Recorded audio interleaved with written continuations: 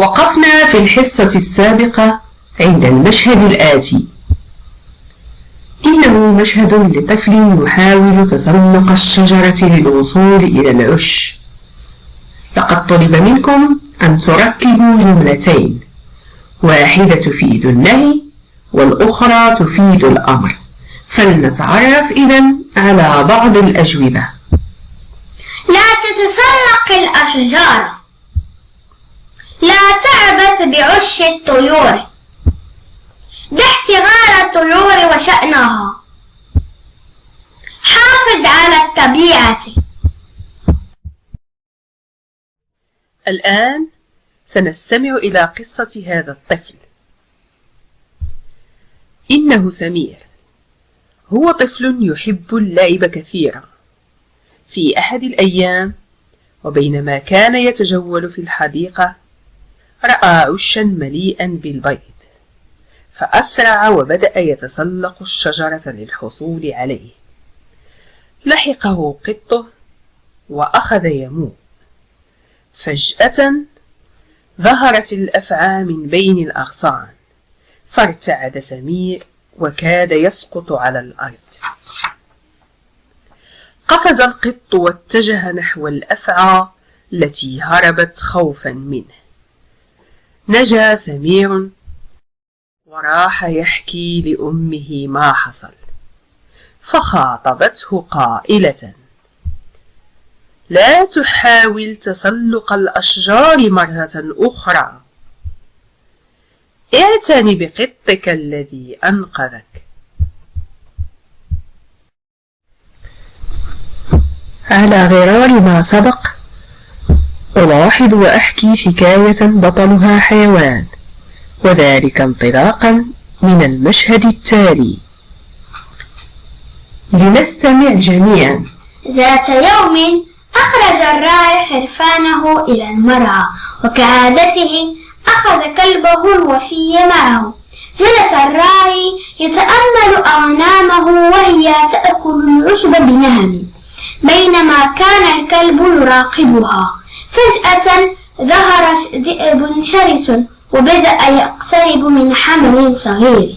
حينها قفز الكلب وانقض على الذئب، ففر هذا الأخير هاربا، واستطاع الكلب الوفي إنقاذ الراعي والأغنام.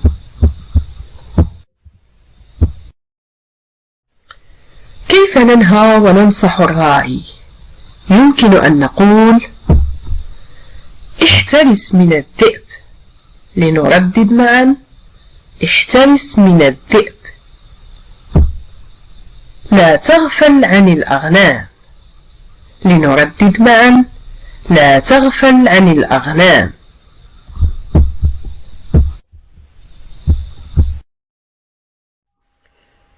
الآن دوركم يا أطفال. انطلاقا من الصورتين، ليتخيل وليحكي كل واحد منكم قصة بطلها عصفور. إلى اللقاء، موعدنا في الحصة المقبلة إن شاء الله.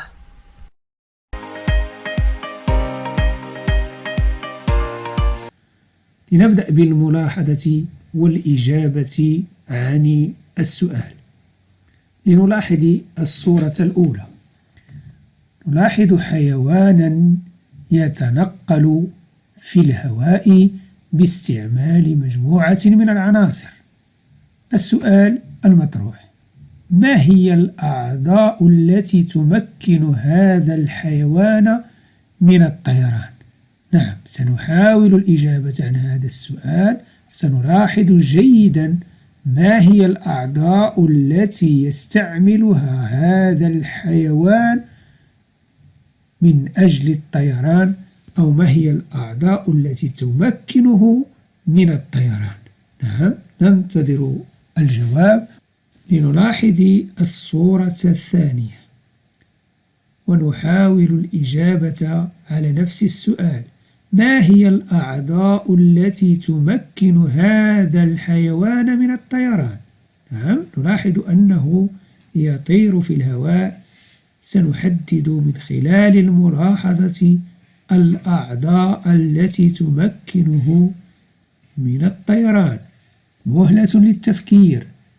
1 2 3 4 5. أظن أنكم توصلتم إلى الجواب الصحيح. إذن هل حددتم الأعضاء التي تمكن هذا الحيوان من الطيران؟ نعم، الجواب نعم الأجنحة. نعم، تتوفر الحيوانات الطائرة على أجنحة تمكنها من الطيران. إذن الأجنحة هي الأعضاء التي تمكن هذا الحيوان من الطيران. بعدما حددنا الأعضاء التي تمكن هذا الحيوان من الطيران، يطرح السؤال: أجنحة هذا الصقر مكسوة بماذا؟ نعم، نلاحظ جيدا، أجنحة هذا الصقر مكسوة بماذا؟ أنتظر الجواب. سأمنحكم مهلة للتفكير. 1 2 3 4 5. نعم، الجواب هو نعم جناح الصقر مكسو بالريش. لنعيد: جناح الصقر مكسو بالريش. أعيدوا جميعا: جناح الصقر مكسو بالريش. لنعيد الجواب: جناح الصقر مكسو بالريش. نعم، لنمر إلى ملاحظة الصورة الثانية، ويطرح نفس السؤال. نلاحظ أن الخفاش يستعمل جناحيه للطيران. السؤال: أجنحة الخفاش مكسوة بماذا؟ لنلاحظ جيدا، أجنحة الخفاش مكسوة بماذا؟ هل هي مكسوة بالريش مثل الصقر أم مختلفة؟ نعم، إذن نلاحظ جيدا، أجنحة الخفاش مكسوة. مهلة للتفكير. 1 2 3 4 5. الجواب نعم جناح الخفاش مكسو بغشاء جلدي. لاحظ جيدا، جناح الخفاش مكسو بغشاء جلدي وغير مكسو بالريش كالصقر. نعم، إذن نمر إلى الخلاصة، من خلالها نقوم بتجميع الملخصات. تستعمل الحيوانات الأجنحة للتنقل في الهواء. أعيد: تستعمل الحيوانات الأجنحة للتنقل في الهواء. الخلاصة الثانية: تكون الأجنحة مكسوة بالريش أو بغشاء جلدي. أعيد: تكون الأجنحة مكسوة بالريش أو بغشاء جلدي. الآن سنقرأ جميعا: تستعمل الحيوانات الأجنحة للتنقل في الهواء. تكون الأجنحة مكسوة بالريش أو بغشاء جلدي. حاولوا أن تقرأوا معي: تستعمل الحيوانات الأجنحة للتنقل في الهواء. تكون الأجنحة مكسوة بالريش أو بغشاء جلدي. أعيد: تستعمل الحيوانات الأجنحة للتنقل في الهواء. تكون الأجنحة مكسوة بالريش أو بغشاء جلدي. حاولوا أن تعيدوا الخلاصة: تستعمل الحيوانات الأجنحة للتنقل في الهواء. تكون الأجنحة مكسوة بالريش أو بغشاء جلدي.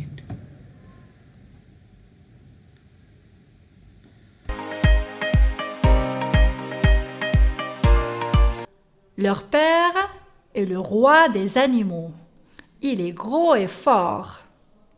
Samir, viens ici. Regarde ce kangourou. Viens ici. Regarde ce kangourou. Sa tête ressemble à celle du mouton. Sa tête ressemble à celle du mouton. Ses pattes antérieures sont courtes. Ses pattes antérieures sont courtes. Sa fourrure est rousse.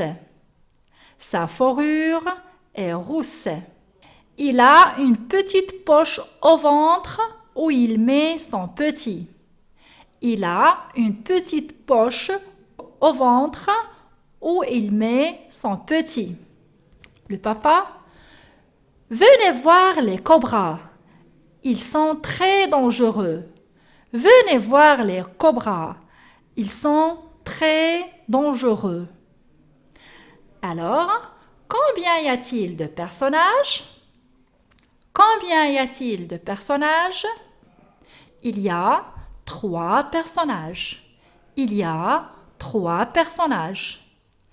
Qui sont-ils? Qui sont-ils? Ce sont Sarah, Samir et leur papa. Ce sont Sarah, Samir et leur papa. Que font-ils? Que font-ils? Ils décrivent des animaux. Ils décrivent des animaux. Sarah décrit les lionceaux. Sarah décrit les lionceaux. Samir décrit le kangourou. Samir décrit le kangourou. Et le papa décrit le cobra. Et le papa décrit le cobra. Alors, dites-moi les enfants, qu'est-ce que c'est? Qu'est-ce que c'est? Ce sont des lionceaux. Ce sont des lionceaux. Qui peut me décrire les lionceaux? Qui peut me décrire les lionceaux? Très bien. Les lionceaux sont jolis. Les lionceaux sont jolis. Ils ont des taches noires sur leur fourrure. Ils ont des taches noires sur leur fourrure. Et comment est leur papa? Et comment il est leur papa? Leur papa, le lion, est gros et fort. Le lion est gros et fort. Il a une longue crinière. C'est le roi des animaux. Il a une longue crinière. C'est le roi des animaux. Très bien. Et qu'est-ce que c'est? Qu'est-ce que c'est? C'est le kangourou. C'est le kangourou. Qui peut me décrire le kangourou? Qui peut me décrire le kangourou? La tête du kangourou ressemble à celle du mouton. La tête du kangourou ressemble à celle du mouton. Ses pattes antérieures sont courtes. Ses pattes antérieures sont courtes. Sa fourrure est rousse. Sa fourrure est rousse. Il a une petite poche au ventre où il met ses petits. Il a une petite poche au ventre où il met son petit. Et il se déplace en sautillant. Le kangourou se déplace en sautillant. Et maintenant, le cobra. Qu'est-ce que c'est? Qu'est-ce que c'est? C'est le cobra. C'est le cobra. Qui peut me décrire le cobra? Qui peut me décrire le cobra? Le cobra est un serpent très dangereux. Le cobra est un serpent très dangereux. Il a comme un capuchon sur la nuque. Il a comme un capuchon sur la nuque. Et il se déplace en rampant. Et il se déplace en rampant. Alors, passons maintenant à une deuxième activité où on pourrait s'exprimer davantage. Alors, regardez bien cette image. Qu'est-ce que vous voyez sur cette image? Qu'est-ce que vous voyez sur cette image? Très bien, on voit un chien, un caniche, un chien caniche, un enfant, on voit un enfant et un passant, et un passant. Alors, qui sont les personnages dans cette image? Donc, un enfant et un passant. Un enfant et un passant. Alors, que fait le garçon? Que fait le garçon? Le garçon décrit son chien perdu au passant. L'enfant a perdu son chien. Regardez devant la porte. Le chien est sorti de la maison. Donc l'enfant a perdu son chien. Et il demande au passant s'il a déjà vu son chien. Il demande au passant s'il a vu son chien. Alors que dit-il? Que dit l'enfant à ce passant? Il dit: Monsieur, est-ce que vous avez vu mon petit caniche? Monsieur, est-ce que vous avez vu mon petit caniche? Et il va le décrire. Il va décrire son caniche au passant. Il est joli, d'une petite taille, de couleur blanche. Il a de longues oreilles tombantes et des petits yeux noirs. Je répète. Mon caniche est joli, d'une petite taille, de couleur blanche. Il a de longues oreilles tombantes et des petits yeux noirs. Je répète. Mon caniche est joli, d'une petite taille, de couleur blanche. Il a de longues oreilles tombantes et des petits yeux noirs. Alors passons maintenant à la deuxième image. Et dites-moi, qu'est-ce que vous voyez? Très bien, il y a des enfants, il y a un papa, il y a un gâteau d'anniversaire et un oiseau. Des enfants, un papa, un gâteau d'anniversaire et un oiseau. Alors, à votre avis, qui sont ces personnages? Qui sont ces personnages? C'est le papa, son fils et ses amis de classe. Ce sont le père, le fils et ses amis de classe. Que font-ils? Que font-ils? Ils fêtent l'anniversaire du petit garçon.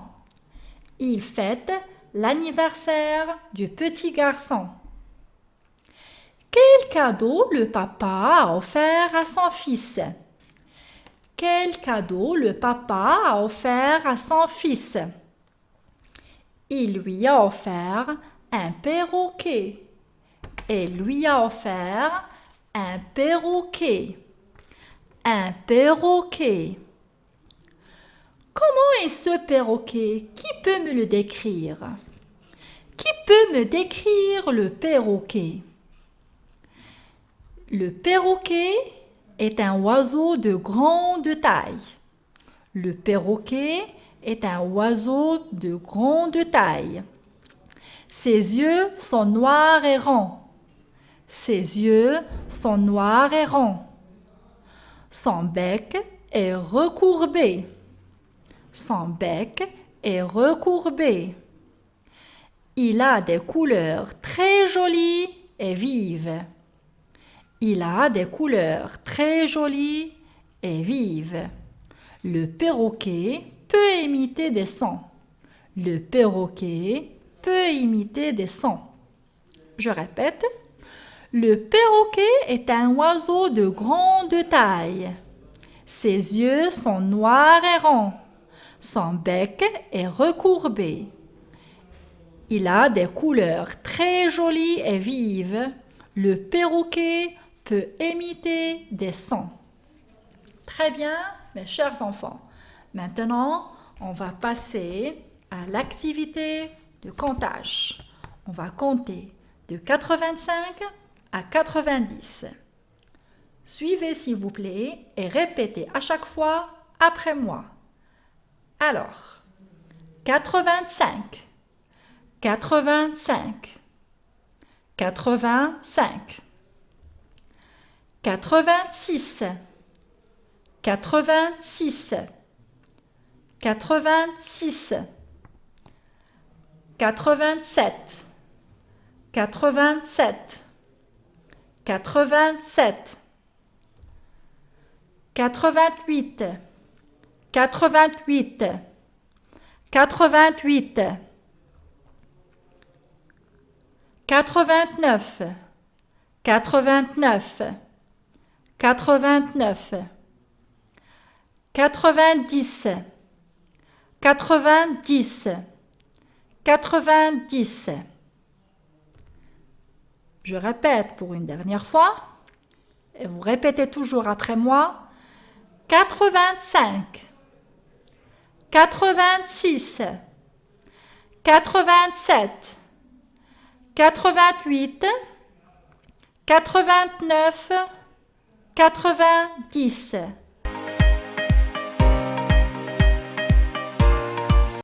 Qu'est-ce que c'est? Observez bien. C'est quoi? C'est un caniche. Un caniche. Et maintenant les enfants, qu'est-ce que vous voyez sur l'image? Qu'est-ce que c'est? Oui, bravo, c'est un coq. Un coq. Et ce petit animal brun, c'est quoi? Qu'est-ce que c'est? Qu'est-ce que c'est à votre avis? Réfléchissez un peu. Oui, exactement. C'est un écureuil. Un écureuil. Découpons ces mots. Commençons par canard. Canard. Canard. Canard. Cobra. Cobra. En découpant cobra, on obtient bras. Bras. Écureuil. Écureuil. Découpons écureuil, on obtient écureuil. Écureuil. Oui. Bravo les enfants. Lisons. K. K. K. Co. Co. Co. Q, Q, Q. Maintenant, on va passer à une phase de préparation sur les ardoises pour bien écrire les syllabes K, Ko, Q. Prenez vos ardoises. Maintenant, vous allez me suivre et vous allez écrire les syllabes de la même manière que moi. C'est bon? Vous avez pris vos ardoises? On commence. La première syllabe K. Alors, on va faire un petit trait d'attache et le C comme un petit cercle et on attache le A à la lettre C et on a la syllabe K. K. On va écrire la deuxième syllabe de la même manière, la syllabe Ko. Un trait d'attache, le C comme la première fois et on attache au C le O. Ko. Ko. Maintenant, on va écrire la troisième syllabe, Q. Le C, encore une fois, de la même manière, C et le U. Si vous avez bien remarqué, les trois syllabes, K, Ko, Q, ils n'ont pas dépassé la première interligne. Donc, vous devez les écrire une deuxième fois sur vos ardoises de la même manière en respectant les normes de l'écriture cursive. Maintenant, on va passer à la phase de la réalisation sur vos cahiers. Prenez vos cahiers et vos stylos. Écrivez sur les cahiers la première syllabe, K. Écrivez maintenant la deuxième syllabe, Ko. Maintenant, vous allez écrire la dernière syllabe, Q. Maintenant, vérifiez et comparez ce que vous avez écrit avec les syllabes écrites au tableau. Est-ce que vous avez bien respecté les normes de l'écriture cursive? C'est oui, bravo. Sinon, vous pouvez répéter une deuxième fois. Au revoir.